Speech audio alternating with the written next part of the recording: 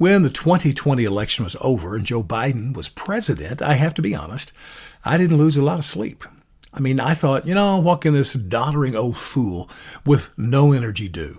Plus, his Democrat advantage in the House and Senate was small. It's going to take forever for anything to happen, so let's give the Democrats the wheel, see where they take us for a couple of years. Never could I have dreamed or imagined that this president would stand before the world and talk about a food shortage, even in the U.S. That is shocking. In the U.S. is what we call the breadbasket. You know what that is? Midwestern states. Do you realize they can grow enough food to feed the entire world?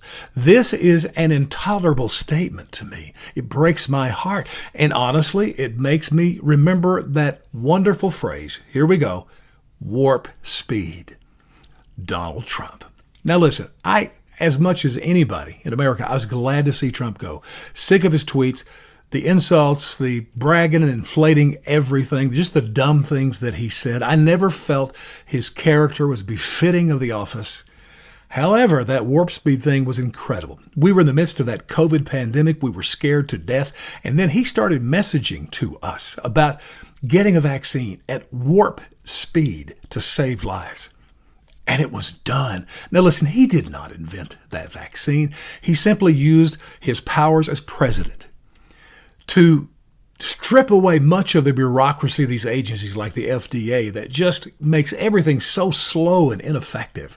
And he literally unleashed the power and beauty of American capitalism. And in less than a year, we had not one but 3 private companies that had come up with an effective vaccine.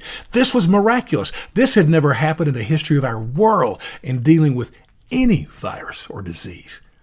Truly incredible. And you know what? If Trump were here now, I can hear him talk about, say, oil prices.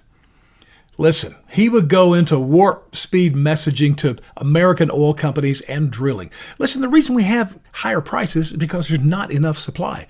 And while Biden's just wanting to buy a bunch of oil from our enemies and other countries that will not help the price, will not help inflation, and it has even admitted that, I guarantee you Trump would say, man, we're going to drill, we're going to produce more oil and gas than ever before. And it's the same thing on the farming and the food shortage. He would go to those farmers and just turn them loose and say, you know what?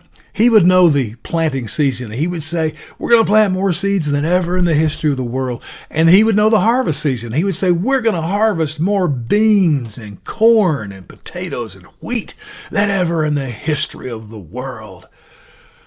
I don't know if it had done that much, but I do know there would be no food shortage and prices would come down.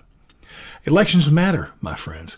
And whether it's Joe Biden or Democrats or Republicans or independents, anybody that agrees with what he's saying, what he's doing, and what he's not doing, they have to go. Simple as that. I just hope we can get rid of them before it's not too late.